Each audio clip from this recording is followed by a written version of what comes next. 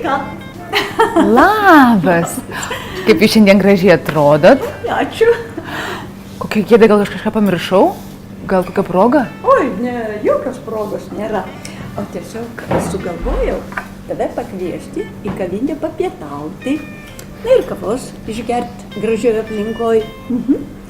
Žmonės kalba, kad įvedus eurą pensijos bus 3 kartus mažesnės, o kainos augs. Tada jau apie kavinę, tai net negalvok. Va. Nu. Gerai. Ar taip gali būti? Pagalvokim logiškai. Nu. Tai gal tada ir kava kainuos 3 kartus mažiau? Eik, tu ką tu čia šneki? Gerai, tuomet užsisakinėjom visko 3 gubai daugiau. Ir į namus įsinešti. Dar užsakyk pizzą. Norėčiau nuraminti, kad jokių būdų euro įvedimas nepablogins pensijas pašalpas gaunančių žmonių gyvenimo.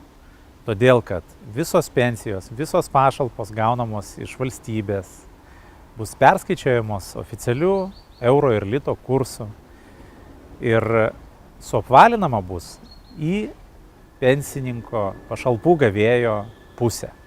Tai yra jo naudai. Todėl netgi jeigu eurais ta suma atrodys mažesnė, bet tiek pat kartų bus mažesnės ir kainos.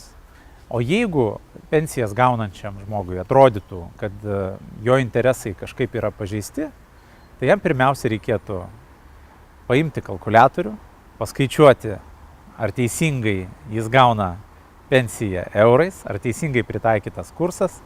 Jeigu vis dar lieka kokių nors abejonių, jam reikėtų skubiausiai kreiptis į savo sodros skyrių, kuris tą pensiją skaičiuoja. Ir ten turėtų specialistai atsakyti visus jo klausimus.